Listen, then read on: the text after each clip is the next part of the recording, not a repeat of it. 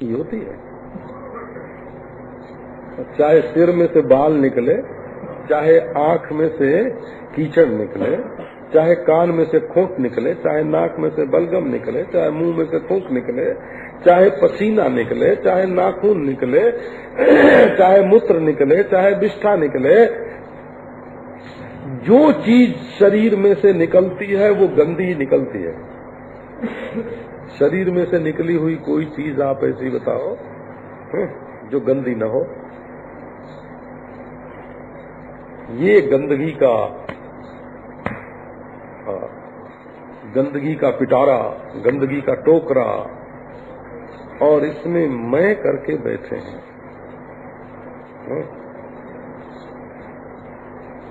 इसमें मैं करके बैठे हैं। कथन से देह का पुमान, ये नित्य शुद्ध बुद्ध मुक्त चेतन आत्मा, भला ये देह कैसे हो सकता है? तो आओ, बोले महाराज पहले चेतन जड़ की बात होता। तो ये बताते हैं ऐसा, चेतन क्या है? बोले चर और अचर बोलते हैं। चर और अचर। बोले नहीं, आप चेतन और जड़ की परिभाषा शब्द का अर्थ तो आप जानते हैं ना, लक्षण, पहचान पहले बनाना। जिसको मालूम पड़ता है सो चेतन, और जो मालूम पड़ता है सो जड़। जिसको मालूम पड़ता है सो चेतन, जिसको ज्ञान होता है ना, जो दूसरे को जानता है, ये घड़ी है ऐसा जो जानता है, उसका नाम चेतन। और घड़ी न अपने को जानती है और न अपने जानने वाले को जानती है, क्योंकि जिस अंतःकरण, जिस बुद्धि के रहने से दूसरे को जानने की योग्यता आती है, वो अंतःकरण, वो बुद्धि जिसमें चिदाभास पड़ता है, वो घड़ी में नहीं है। चैतन्य तो देहावच्छिन्न चैतन्य जैसे है, वो ऐसे घटी अवच्छिन्न चैतन्य है। परंतु जिस अंतःकरण में आत्म चैतन्य का प्रतिबिंब होने से संसार की वस्तुएं जानी जाती हैं, वो आभास की योग्यता रखने वाला अथवा प्रतिबिंब की योग्यता रखने वाला है, वो अंतःकरण घड़ी में नहीं है, मनुष्य के शरीर में है। कीड़े के शरीर में भी है। उसको छूने की कोशिश करो तो भागता है ना, तो वहाँ अंतःकरण है। तो देखो, जो जानता है उसका नाम चेतन, और जो जाना जाता है उसका नाम जड़। जो अपने को जाने, दूसरे को जाने सो चेतन, और जो न दूसरे को जाने न अपने को जाने सो जड़। अभी अपना आपा देखो क्या है, बोले दृष्टा है। हाँ, दृष्टा है माने सबको जानता है। इतना ही वेदांत मत समझ लेना हो, है ना, कि हम जानने वाले हैं। वेदांत दुख निवारण की विद्या है ना? दुख निवारण की विद्या है। आप अपने जीवन में देखना, ईश्वर सबको जानता है, सर्वज्ञ है। तो वो सर्वज्ञता जो ईश्वर की है, वो मनुष्य में विद्या के रूप में प्रकट होती है। ईश्वर सारी सृष्टि को बनाता है, तो मनुष्य के जीवन में रचना की कला के रूप में वही प्रकट होती है ना? रचना की कला। ईश्वर आनंद स्वरूप है, तो वही मनुष्य के जीवन में प्रेम के रूप में प्रकट होता है। मनुष्य के जीवन में जो विद्या है वो ईश्वर की सर्वज्ञता का विलास है। मनुष्य के जीवन में जो कला है वो सृष्टि रचना कौशल जो है ईश्वर में, उसका विकास है। मनुष्य में जो प्रेम है वो ईश्वर के आनंद का प्रकाश है, क्योंकि ईश्वर तो सब में है ना, और मनुष्य का शरीर अलग अलग मालूम पड़ता है। ईश्वर में जो सबसे पृथक होकर शांत रहना है, वो मनुष्य के जीवन में निवृत्ति है, शांति है। तो आप नारायण अपने आप को किसी भी प्रकार से हीन मत समझें। जो ईश्वर में है वो जीव में जरूर है, जो सिंधु में है वो बिंदु में भी है। बिंदु में सिंधु समान, यह सुनी अचरज जनि करो, हेरन हार हैरान, रहीमन आपु ही आप में। इस बूंद में समुद्र समाया हुआ है। देखो डॉक्टर लोग एक बूंद खून लेते हैं और उस एक बूंद का 1000वां गुना जांच करते हैं और जांच करके बता देते हैं कि तुम्हारे शरीर में क्या क्या है। समूचे शरीर के खून का पता चल जाता, खून में क्या क्या है इसका पता चल जाता है खून के एक बूंद से। अगर आप शरीर में, अपने शरीर में रहने वाले चैतन्य का पता लगा लें तो सबके शरीर में रहने वाला जो चैतन्य है उसका पता लग जाए। तो ये विज्ञान, आत्मविज्ञान, ये दुख निवारण की कला है, ये अविद्या निवारण की कला है, ये द्वेष निवारण की कला है, ये विषमता निवारण की कला है। इसके बिना मनुष्य केवल पशु हो रहा है। आप देखना, केवल खाना और केवल इकट्ठा करना और केवल खटना, काम करना, खटते रहो, इकट्ठा करते रहो और भोगते रहो। यही मनुष्य का जीवन है, चैतन्य का जीवन यही है। तुम्हारा जो प्रकाश है उसका कहाँ लोप हो गया, तुम्हारा जो आनंद है वो कहाँ चला गया, तुम्हारी जो शांत सत्ता है उसका कहाँ लोप हो गया। तुम्हारी शांत सत्ता का लोप कहाँ हुआ, तुम्हारे प्रकाशक ज्ञान का लोप कहाँ हुआ, तुम्हारे आनंद प्रेम का लोप कहाँ हुआ। केवल तुम चूहे हो। हम लोगों के पहले हमें याद है हमारे खेतों में चूहे बिल बनाते थे, तो उन दिनों अन्न की इतनी कमी तो नहीं थी ना, तो हम लोगों के तो ऊपर जो खेत में जो अन्न होता वो काट के ले आते और उसमें से गेहूं निकाल लेते। लेकिन वो गेहूं कट जाने के बाद जब जंगली लोग, मुसहर लोग आते, एक मुसहर जाति होती है, तो चूहे का बिल खोदते हमारे खेत में और हम देखते चूहे के एक एक बिल में एक एक मन, 2-2 मन गेहूं हम मिलता और दूसरे के काम आता। ये मक्खियां शहद इकट्ठी करती हैं ना, दूसरे के काम आता है। तो क्या शहद की तरह, मक्खी की तरह तुम शहद इकट्ठा करने के लिए पैदा हुए हो? क्या तुम चूहे की तरह अन्न की चोरी करके उसको इकट्ठा करने के लिए पैदा हुए हो? केवल इकट्ठा करना और केवल भोगना और केवल खटना है क्या बस तुम्हारा यही जीवन है? तुम्हारा ज्ञान, तुम्हारा प्रेम, तुम्हारी सत्ता। अहम दृष्टितया सिद्धो देहो दृश्यतया स्थितः। मैं हूँ जानने वाला, अंतःकरण इंद्रियों से जानने वाला नहीं, अंतःकरण से जानने वाला नहीं, अंतःकरण को भी जानने वाला, और जानने वाला अभिमानी नहीं, जानने के अभिमान को भी प्रकाशने वाला। अरे भाई ऐसा है कि ईश्वर है, ये बात भी मेरे होने से ही सिद्ध होती है।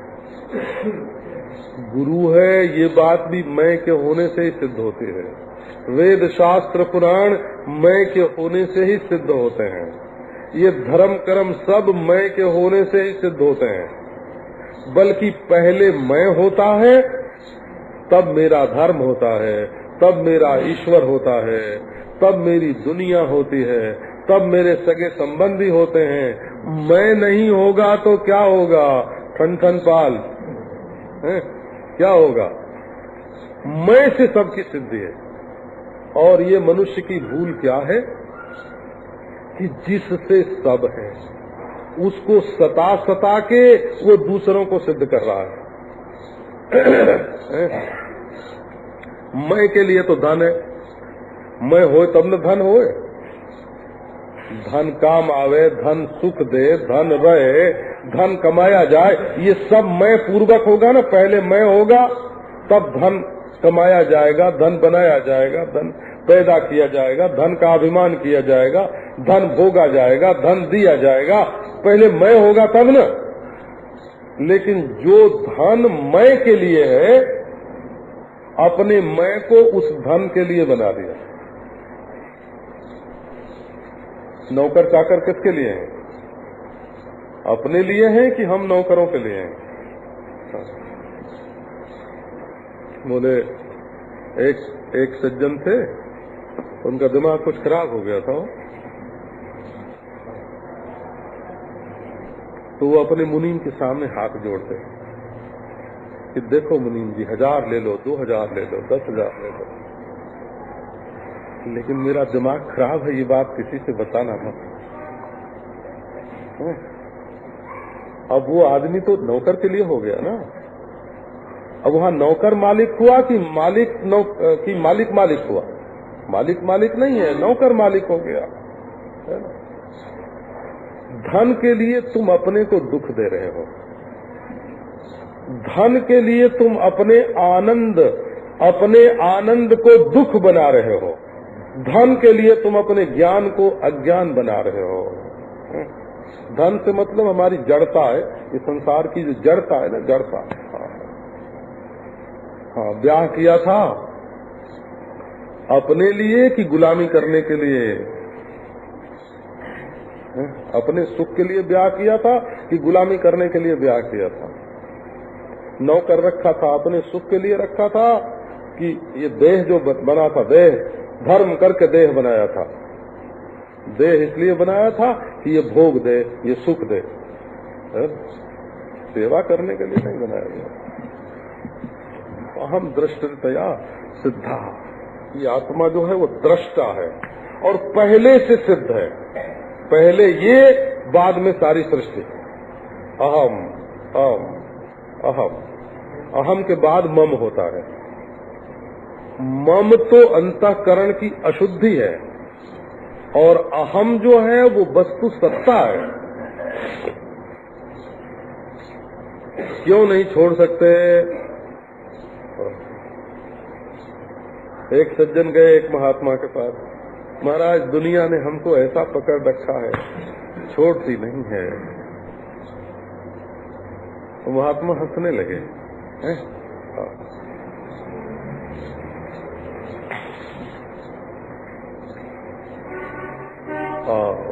चलो घूमे, जाके जंगल में एक पेड़ पकड़ा बड़े जोर और चिल्लाए, अरे पेड़ ने हमको पकड़ लिया है, छुड़ाओ छुड़ाओ छुड़ाओ। तुम पैसे के साथ बहे जा रहे हो तो पैसे ने तुमको पकड़ा है कि तुमने पैसे को पकड़ा है? एक आदमी नदी में देखा, नदी में उसने काली काली कोई चीज बह रही, समझा कंबल है, जाके निकाल लिया, जाके पकड़ा हो तो भालू निकल गया है? अब वो बोला, अरे भाई किनारे पर जो था वो बोला छोड़ दो छोड़ दो। बोले अरे हम तो इस कंबल को छोड़ रहे हैं पर ये कंबल ही हमको नहीं छोड़ रहा है। बाप रे, दुनिया की कोई चीज हमको नहीं पकड़ती है, हम पकड़ते हैं और अपनी आदत से लाचार हो जाते हैं उसको न छोड़ने के लिए। तो आप न पकड़ने वाले हो न पकड़े जाने वाले हो। जो पकड़ता है सो भी दृश्य और जो पकड़ा जाता है सो भी दृश्य। आप तो साक्षी हो।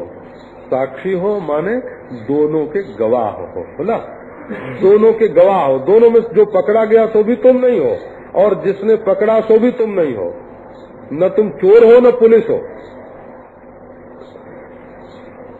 लेकिन अपने आप को डाल दिया। देहो दृश्यतया स्थिता, ये देह कैसा है? तो बिल्कुल दृश्य है, मालूम पड़ता। जैसे सपने का देह मालूम पड़ता है, वैसे ये देह भी मालूम पड़ता है। प्रतीति मात्र है, केवल प्रत्यय मात्र है। जैसे स्वप्न का शरीर ज्ञान मात्र, वैसे जागृत का शरीर भी ज्ञान मात्र। अरे एक बावरा से बावरा आदमी भी देह को मैं नहीं बोलता, बोलते मेरा देह, ऐसे बोलता है? तो जैसे मेरी लकड़ी, मेरी छड़ी है ना, जैसे मेरी मोटर, मोटर के लिए भी लोग जान दे देते हैं, ये नहीं समझना है ना। अभी दिल्ली में एक घटना घटित हुई। रात को किसी सज्जन ने देखा कि उनकी मोटर खोल के कोई ले जा रहा है, तो दौड़े पकड़ने के लिए। तो मोटर चालू कर चुका था, खिड़की पकड़ के लटक गए कि हम मोटर नहीं ले जाएंगे। भीतर से उसने वो मारा, तो वही मर गए। मोटर का मालिक मर गया और चोर मोटर उड़ा ले गए। मोटर बचाने में उन्होंने अपनी जान दे दी। तो ये देह जो है ये मोटर है, मोटर का मालिक नहीं है। मोटर के मालिक तुम हो, ये तुम्हारी मोटर है। तो तुम देह नहीं हो, इस बात को समझो। तो देह अनेक है, संसार की स्थूल वस्तुएं अनेक हैं और तुम एक हो।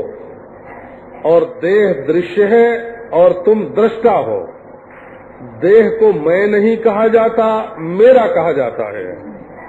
और अहम विकारहीनस्तु देहो नित्यम विकारवान इति प्रतीयते साक्षात कथम स्यात् देह कः पुमान्। अहम विकारहीनस्तु देहो नित्यम विकारवान, मैं विकार से रहित हूँ, कोई विकार नहीं है। विकार माने जो जैसे दूध घर में रखते हैं ना,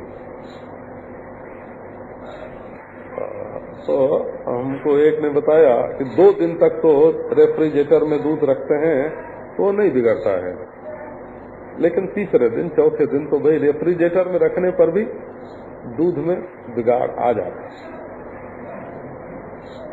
2 दिन में जो चीज बिगड़ती है ना, वो 1 दिन में भी बिगड़ती होगी। आप लोग ये नहीं समझे क्यों नहीं? 1 दिन में अगर न बिगड़े तो दूसरे दिन उसका बिगाड़ पकड़ में नहीं आवे। बिगड़ते बिगड़ते पहले बिगड़ता है तो देखने में नहीं आता, जब ज्यादा बिगड़ जाता है तब उसका बिगाड़ जो है वो इंद्रियों के अनुभव में आता है। तो ये नहीं कि दूध का दुर्गंधित हो जाना है ना, ये विकार है उसका। दूध का दही हो जाना भी विकार है। एक रूप छोड़ करके दूसरा रूप हो जाना, ये विकृति है हो। हाँ। तो अब देखो, देह तो प्रतिक्षण विकारी है। हाँ। बचपन में शौक था, आम के बगीचे में गए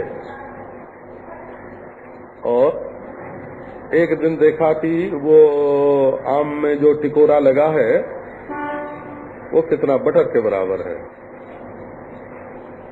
तो उसको सुबह देखते तो भी मटर के बराबर, दोपहर को देखते तो मटर के बराबर, शाम को देखते तो मटर के बराबर, लेकिन 2-3 दिन में वो बड़ा हो जाता और बेर के बराबर हो जाता, सुपारी के बराबर हो जाता। तो बोले बढ़ते तो उसको देखा नहीं, लेकिन अगर वो बढ़ता नहीं तो मटर से सुपारी के बराबर कैसे होता, हरड़ के बराबर कैसे होता? इसका मतलब है कि वो बढ़ता रहता है पर देखने में नहीं आता है। ऐसा है। नदी का पानी बहता है, मालूम होता है कि जिस नदी में कल स्नान किया उसी में कर रहे हैं। दिए की लौ जलती है तो मालूम पड़ता है कि सवेरे जो लौ थी वही अब भी है। अरे वो तो उड़ गई, आसमान में उड़ गई। ऐसे ये जो शरीर में मालूम पड़ता है कि जो मैं बचपन में था वही मैं अब हूँ। अब जरा विचार करो इस बात पर। तो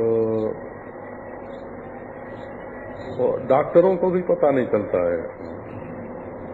एक डॉक्टर ने किसी से पूछा कि तुम्हारा सबसे कम वजन कितना था, तो उस आदमी ने बताया कि 7.5 पाउंड जब जन्मा था। आपको ध्यान में नहीं आवेगा जल्दी, बोला? हाँ, ध्यान में नहीं आवेगा जल्दी। ये शरीर का वजन घटता बढ़ता है कि नहीं? तो यदि इसमें कुछ बिगाड़ या बनाव न होता तो वजन घटता और बढ़ता कैसे? खून कभी कम कभी ज्यादा होता है कि नहीं? हाँ। मैंने एक बार दिल्ली में अपने खून की जांच करवाई तो उसमें सफेद कीड़े कितने और भूरे कीड़े कितने गिन के बताया हो, है ना? लाखों लाखों की गिनती। वो बढ़ते घटते रहते हैं। एक दिन दवा दे के जांच किया तो दूसरा ही निकला, और बिना दवा के जांच किया तो दूसरा निकला। तो भीतर कितने परिवर्तन होते रहते हैं। लेकिन मैं में कोई परिवर्तन हो गया ये बात ख्याल में ही नहीं आती है। आदमी देखो प्रेम भी किसी से करते हैं ना, तो ऐसे बोलते हैं कि तुम बदल गए। ये नहीं बोलते कि मैं बदल गया। क्यों नहीं बदलते? क्यों नहीं बोलते? अपना बदलना मालूम नहीं पड़ता, दूसरे का बदलना मालूम पड़ता है। वो अपना बदलना मालूम नहीं पड़ता कि तुम्हारे मन में फर्क आ गया, कि हमारे मन में फर्क आ गया सो तो वो नहीं मालूम पड़ेगा, क्योंकि उससे तो मैं एक हूं ना। तो असल में मैं बदलता नहीं, मन बदलता है, बुद्धि बदलती है, शरीर बदलता है। इसीलिए मैं का न बदलना लेकर के हम हर हालत में ही बोलते हैं मैं तो ज्यों का त्यों।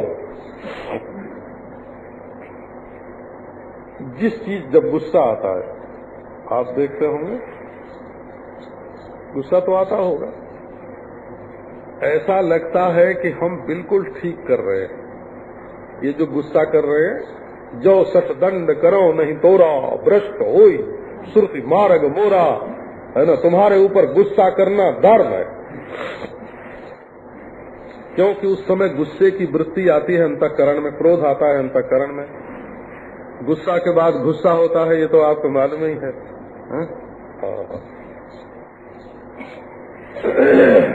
हे भगवान।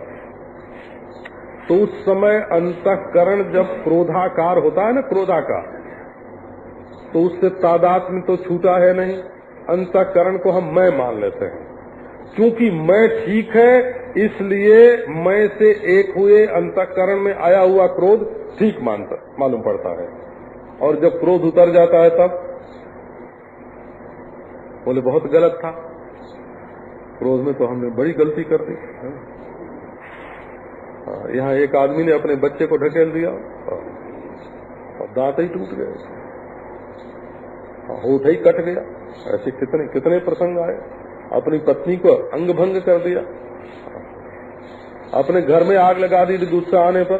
बोले बिल्कुल ठीक, पर जब गुस्सा उतर गया तब पछताते हैं, तब पछताना ठीक मालूम पड़ता है। आप देखो इस बात को समझो कि गुस्सा आया था तब भी तुम ही थे, और जब पछतावा आया तब तुम ही हो। लेकिन जब गुस्से से एक हो गए तो वो ठीक लगा, और जब पछतावे से एक हो गए तो पछताना ठीक लगा। गुस्सा और पछतावा आने जाने वाले हैं, और तुम दोनों से न्यारे हो। यही विकार हुआ, ये क्रोध आना विकार हुआ। इस जब काम आता है मन में तो बोले भोग करना ही पुरुषार्थ है ना। भोग नहीं करेंगे तो मर जाएंगे, है ना। अभी देखो काम वृत्ति से एक हो गए, अब जब वो काम का जोश उतर गया तो बोले अरे बड़ी भारी गलती की, ये हमको नहीं करना चाहिए था, ये होगा। तो तुम तो वही हो, हैं? तुम तो वही हो। लोभ आया तो किसी की चीज उठा के रख ली, चुरा लिया, झूठ बोल गए और बाद में पछताने लग गए। तो देखो, शरीर में रोग आता और जाता है, बचपन जवानी बुढ़ापा आते हैं और जाते हैं, और जागृत स्वप्न सुषुप्ति आते हैं और जाते हैं, काम क्रोध लोभ मोह आते हैं और जाते हैं, और कभी खुशी आती है और कभी दुख आता है, लेकिन तुम बिल्कुल एक रहते हो। तो ये जो अदलने बदलने वाली चीजें हैं, इनका नाम है विकार। आपको अच्छा स्थान बदलता है कि नहीं? देखो, अभी मैं यहाँ बैठा हूँ तो ये पश्चिम है और ये पूरब है, और यदि वहां जाके बैठ जाऊं तो ये जो अभी पश्चिम है वो भी पूरब हो जाएगा, और वहां जाके बैठ जाऊं तो जो पश्चिम है, जो पूरब है तो भी पश्चिम हो जाएगा। ऊपर हो जाए तो ये नीचे हो जाएगा, नीचे हो जाए तो ये ऊपर हो जाएगा। ये भी विकारी है हो। हाँ, स्थान बदलता है। अच्छा, जो भविष्य है तो भूत हो जाता है, क्यों बदल जाता है? मैं नहीं बदलता है। भविष्य से वर्तमान होता है, वर्तमान भूत हो जाता है, वर्तमान भूत होता जा रहा है और भविष्य वर्तमान होता जा रहा है, बदल रहा है, नियति है, लेकिन मैं नहीं बदल रहा है। काल के बच्चे कच्चे बदलते हैं, देश के बच्चे कच्चे बदलते हैं, वस्तुओं के बच्चे कच्चे बदलते हैं, और वृत्तियां जो हैं वो बदलती हैं, जागृत स्वप्न सुषुप्ति बदलती हैं। भला कभी प्रकाश होता है, कभी अंधकार, परंतु मैं नहीं बदलता है। तो नारायण अहम विकारहीनस्तु देहो नित्यम विकारवान।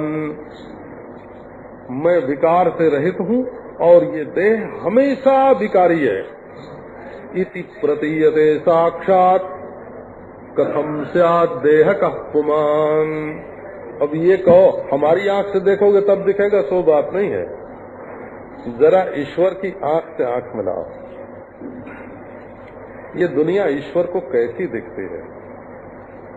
वो ऐसे ईश्वर भी, ऐश्वर्य युक्त ईश्वर भी तो वही मालूम पड़ेगा ना जहां उसको अपनी ईश्वरता दिखानी पड़ेगी।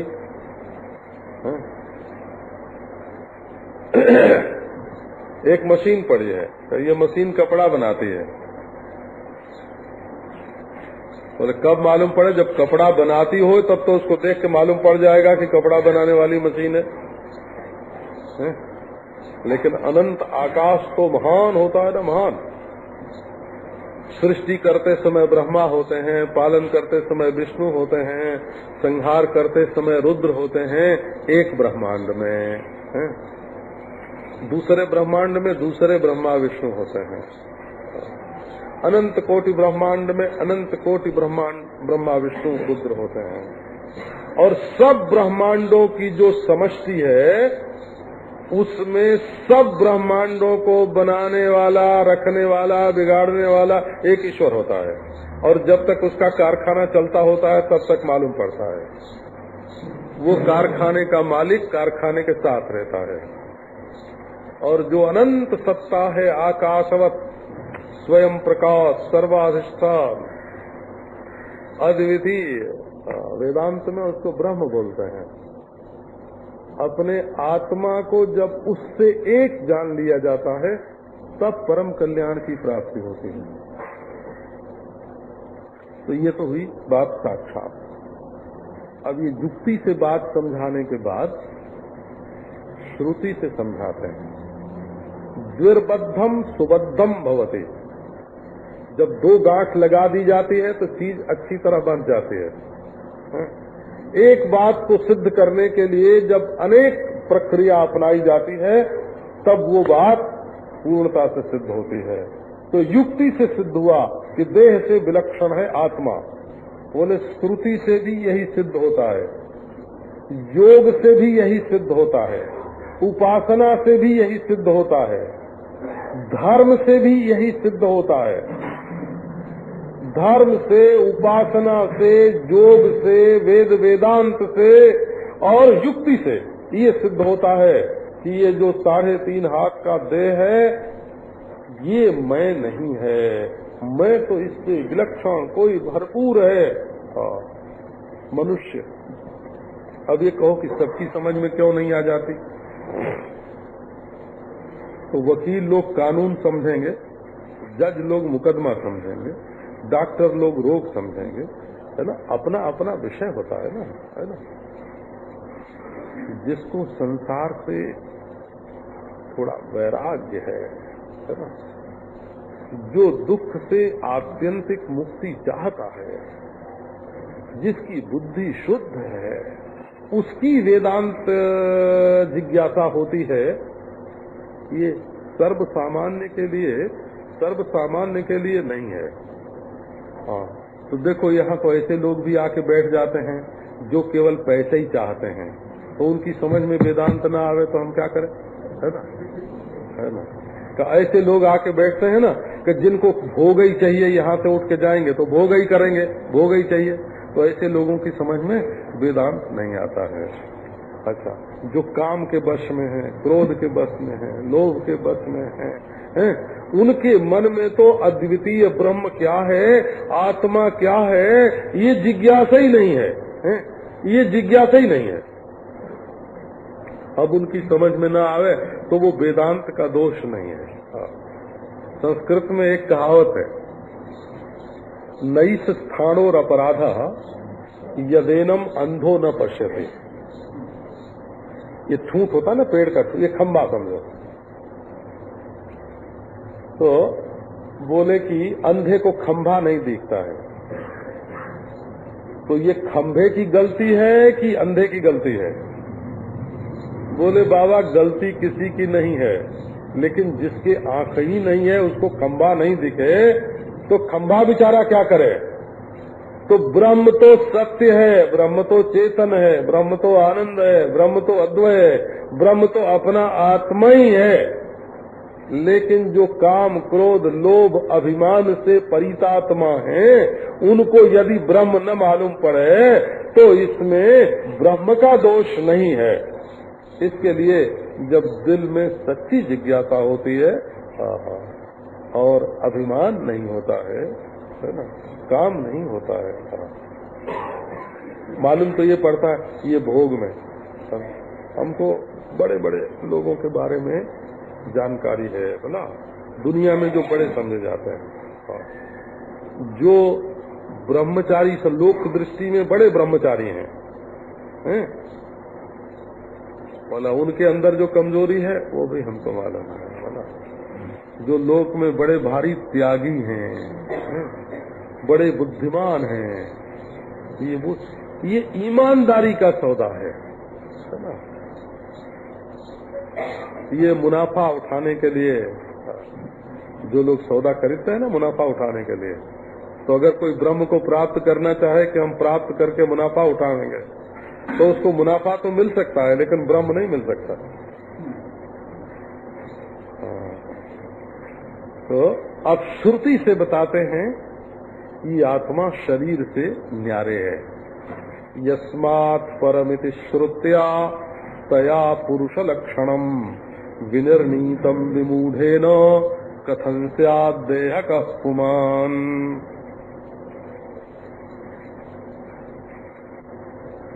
तो आओ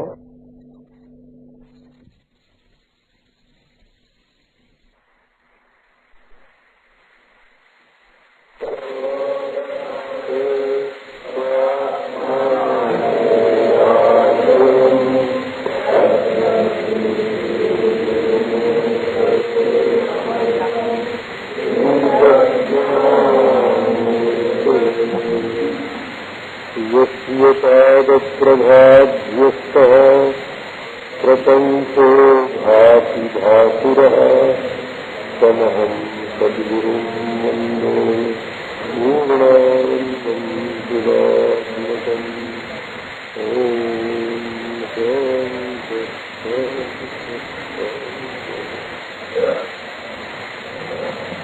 और जिन भोग मिलता है केवल उन्हीं के बारे में सोचना है। ये तो कोई सोचने का तरीका नहीं है।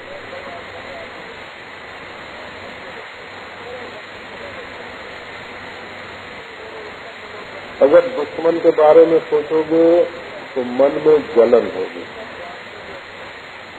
तुरंत दुख होगा। और दोस्त के बारे में ज्यादा सोचोगे तो उससे राग होगा और इस समय तो मीठा लगेगा, लेकिन वो बाद में बहुत दुख देगा, बंधन हो जाएगा, आसक्ति हो जाएगी, आदत पड़ जाएगी।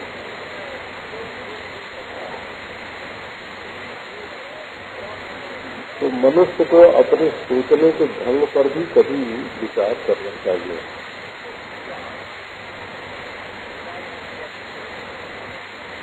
केवल राग द्वेष जिससे हो रहा है उसके बारे में सोचना, जिससे देह को भोग मिले उसके बारे में सोचना,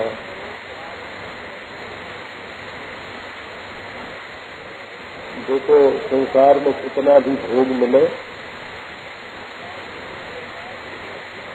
वो विनाशी है, हमेशा तो मिल नहीं सकता। और जिन इंद्रियों से भोग भोगे जाते हैं उन इंद्रियों में हमेशा शक्ति भी तो नहीं रहती है। और जिस मन में विषयों के प्रति आसक्ति होती है उस मन की रुचि भी तो हमेशा एक तरीकी नहीं रहती है। तो विषयों में अनित्यता है, इंद्रियों में असमर्थता है, मन में अरुचि है और अंत में सब को छोड़ करके नींद आ जाती है, मृत्यु आ जाती है, सब कुछ जाता है। लेकिन फिर भी आदमी सोचता उसी के बारे में है जिससे उसको भोग मिले, काम धंधा बढ़े, ऊंची कुर्सी मिले। इसी से वेदांती लोगों ने ये बात कही कि रागत द्वेष छोड़ करके अपने स्वरूप के बारे में विचार करो। केवल भोग की रोग की बात छोड़ो, केवल संयोग वियोग की बात छोड़ो,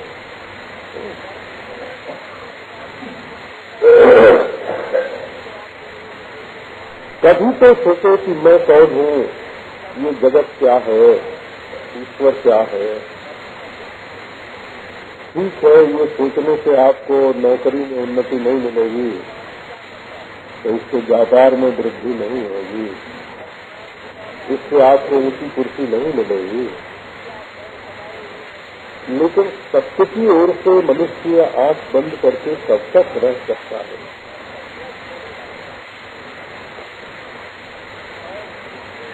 तो कल ये बात युक्ति से बताई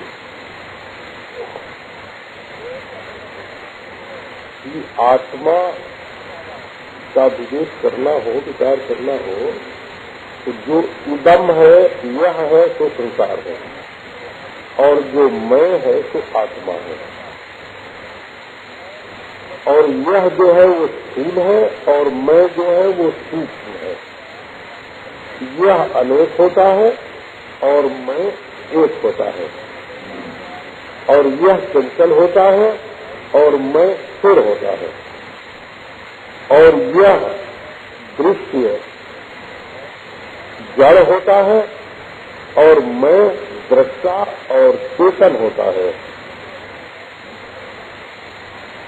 देह में, स्थूल देह में और सूक्ष्म देह में बहुत सारे विकार होते हैं, और मैं निर्विकार दृष्टा साक्षी नित्य होता है। तो अपने को देह मानना हर हालत में गलत है। देखो, जन्मने के पहले देह नहीं था, मरने के बाद देह नहीं होगा। स्वर्ग नरक में ये देह नहीं जाता है, भगवान के लोक में वैकुंठ में ये देह नहीं जाता, स्वप्न में ये देह नहीं जाता है, तो सुक्ति में ये देह नहीं जाता है, समाधि में ये देह नहीं जाता है, लेकिन आत्मा रहता है। तो इस देह से निराला, इस देह से विलक्षण जो आत्मा है वो क्या है, ये विचार करना चाहिए।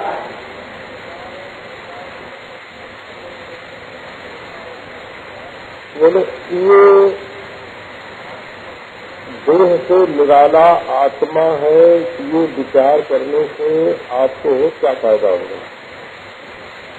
क्योंकि फायदे की बात तो हमेशा जुड़ी रहती है। प्रयोजन मनुष्य न मंदो प्रवर्तते, बिना प्रयोजन के मूर्ख मनुष्य भी किसी काम में प्रवृत्त नहीं है। तो प्रयोजन क्या है आप विचार करें। तो आपके मन में जो धन के आने जाने का हर्ष विषाद है, वो आपके चित्त पर असर नहीं डालेगा। एक बात निर्बंध हो जाएंगे। और भोग मिलने और न मिलने का जो हर्ष विषाद है, वो भी आपको प्रभावित नहीं कर सकेगा। अच्छा, राग द्वेष भी आपको तकलीफ नहीं देगा। ये शैव है, ये वैष्णव है, ये हिंदू है, ये मुसलमान है, ये भारतीय है, ये अभारतीय है, ये स्वर्ग है, ये नरक है। क्योंकि अपने स्वरूप में स्वर्ग नरक, फल का भेद, सुख दुख फल का भेद, राग द्वेष वृत्ति का भेद, धर्माधर्म कर्म का भेद, और जन्म मृत्यु आदि शरीर में आने वाले रोग संयोग वियोग, उनका आपके ऊपर कोई असर नहीं पड़ेगा। इसी का नाम मुक्ति है। हो चित्त में चाहे समाधि लगे और चाहे विक्षेप हो, और आप दोनों से न्यारे हैं, इन दोनों का आपके ऊपर कोई असर नहीं पड़ता है। ये एक सत्य, एक यथार्थ ज्ञान मनुष्य के जीवन में प्राप्त हो जाए, कितनी बढ़िया वस्तु होगी। लेकिन जो लोग एक आदमी बहुत चिल्लाते हैं कि हमको ज्ञान क्यों नहीं हुआ, हमको ज्ञान क्यों नहीं हुआ, पर कहते हैं कि हमको अपने बेटे से इतनी आसक्ति है महाराज, और बेटे दो हैं तो उनमें से एक से ही आसक्ति है, दोनों से नहीं।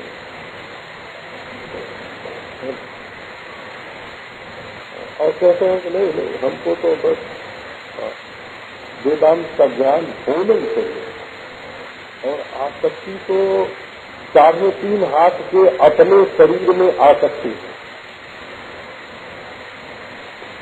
और उसका थोड़ा उसकी चीज निकालने के लिए एक दूसरे 3.5 हाथ के शरीर में आसक्ति है।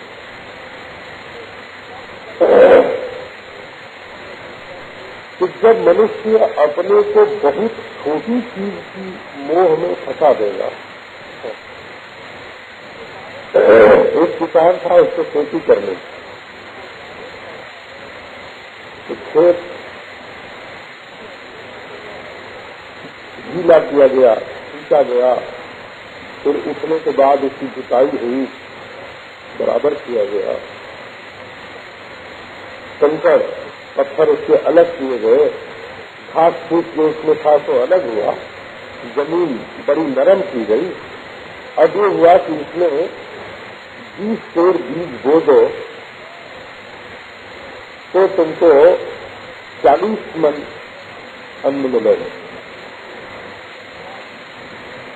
उसने कहा कि बाबा 20 सेर तो हमारे हाथ में है, 40 मन की आशा में अगर हम ये 20 पेड़ मिट्टी में डाल देंगे तो पता नहीं 40 मन मिले तो नहीं मिले, उसके मन में संदेह हो। अब 20 पेड़ अन्न लेके पकड़ के बैठ गया कि इसको तो हम नहीं छोड़ेंगे। अब 20 पेड़ की आसक्ति ने उसको 40 मन से वंचित कर दिया। तो ये मनुष्य जब 3.5 हाथ को पकड़ के बैठ जाता है तो परिपूर्णतम परमात्मा से वंचित हो जाता है।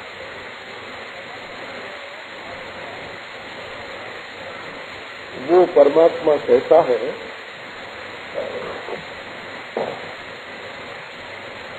तो वो परमात्मा यस्मात् परम सुरस्या तया, बड़ी प्रसिद्ध स्थिति है। तया माने प्रसिद्ध है।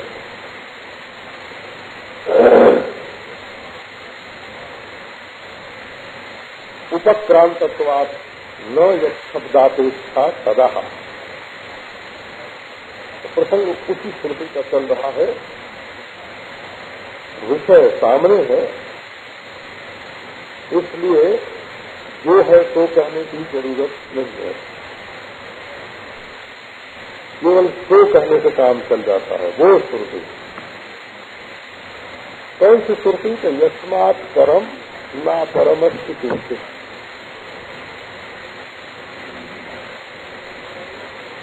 जिससे परे कुछ नहीं है और जिससे पूरे कुछ नहीं है, पर और अपर।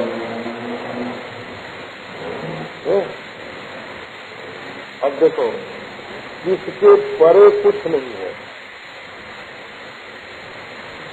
और जिसके पूरे कुछ नहीं है, माने जिसका न कारण है और न जिसका कार्य है। परे कौन है?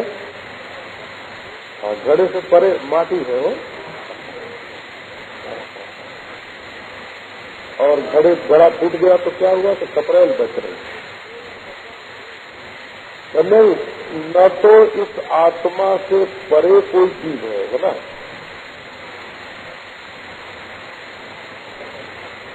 आपको आश्चर्य होगा